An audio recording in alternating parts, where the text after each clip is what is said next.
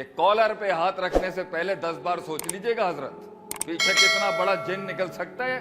یہی دکھانا ہوتا ہے ایک پاور نے.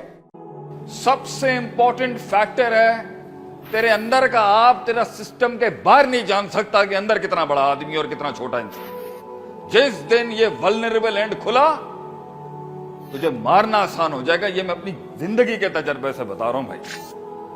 مارنا تجھے آج بھی آسان ہے، مارنا اس کو بھی بہت آسان ہے، لیکن وہ امیجنگ ہے جس کے تحت ڈیٹرنس کریٹ کیے ہوئے کہ کالر پہ ہاتھ رکھنے سے پہلے 10 بار سوچ لیجئے گا حضرت، پیچھے کتنا بڑا جن نکل سکتا ہے.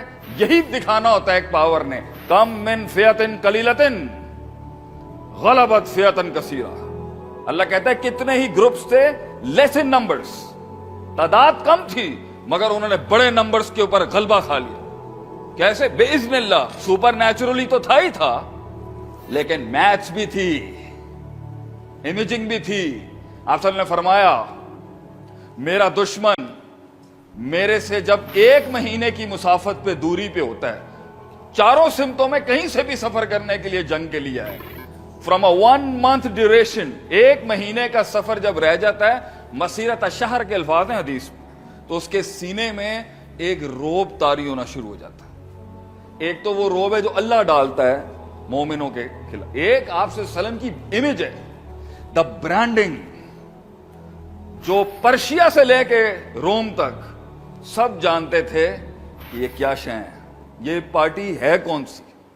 انہوں نے اپنے چیکس اینڈ بیلنسز کے لیے اپنے ایمبیسیڈرز بھیجے ہوئے تھے، انہوں نے اپنی اسپائی اپنی را ایجنسیاں بھیجی ہوئی تھی اندر، اور وہ چیک اینڈ بیلنس دیکھ رہے تھے کہ یہ کتنا ہے، کتنا جانے کا پوٹینشیل ہے آگے، سب پتا ہوتا ہے.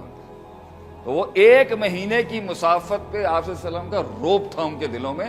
اگرچہ پارٹی اپنی بہت ہلکی تھی، نمبرز، ویپنز، آرمری اور وار اسٹریٹجیز کے لحاظ سے ہم بڑی جنگیں نہیں لڑے ہوئے تھے. روم پرشیا کے ساتھ 10-10 لاکھ کے لشکروں سے لڑا ہوا تھا، تو پھر بھی دیور اے بگ کمپنی کارپوریٹ کے لحاظ سے اگر بات کریں.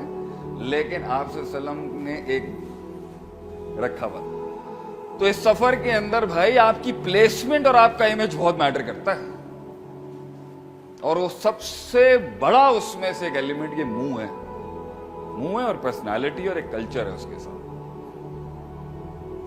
تو اگر تو کسی بھی ایسپیکٹ کے اوپر ہلے گا نا، اگر تو نے غلامی اپنا لی ہے میرے بھائی، اینڈ یو ہیو ڈیسائیڈڈ کہ بھائی میں کسی کی پروٹیکشن میں رہنا چاہتا ہوں، تو ٹھیک ہے، پھر آپ بنڈ ماریں گے، غلطی کریں گے. وہ اگر if you are alpha line, آپ اپنا ٹیریٹری خود کلیم کر رہے ہیں اگر،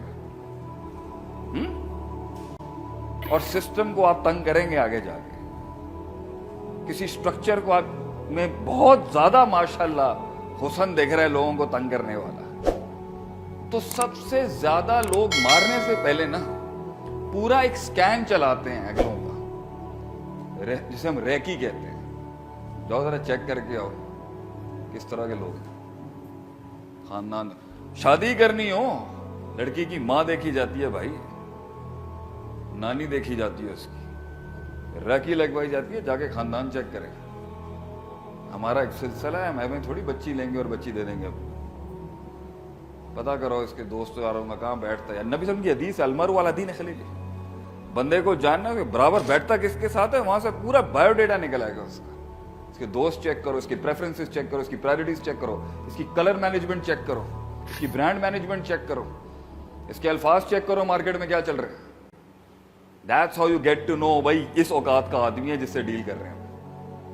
تو اس سسٹم کے اندر صوبہ چلانا ہو، ملک چلانا ہو، بزنس چلانا ہو، آرگنائزیشن چلانی ہو، یا خود کو چلانا ہو یا خاندان چلانا ہو، اٹ از ویری امپورٹنٹ کہ جو یہ بہیویئر ہے نا، یہ جو جسم ہے، جو جسہ کھڑا ہوا ہے سامنے، اس کی پریزنٹیشن اور اس کی کمپوزیشن اتنی سالڈ چاہیے ہوتی ہے کہ لوگ کنفیوزڈ ہی رہیں جب تک کہ آپ ریئل ڈیل نہ بن جائے. جب تک آپ کچھ بن نہیں جاتے نا، کہ اتنا ریسورس اور ڈیٹرنس کھڑی بھی ہو کہ لوگ نہیں اٹیک کریں اور کہیں یار جانے دو، آدمی خطرناک ہے، مشکل ہے، ہاتھ نہیں ڈالو اس کے اندر. وہاں تک پہنچانے سے پہلے آپ کو بہت دیکھ کے چلنا ہوتا ہے. اور آپ کے لوگوں کے ساتھ کیا تعلق ہیں وہ بتا رہے ہوتے ہیں، وہ آپ کا پورا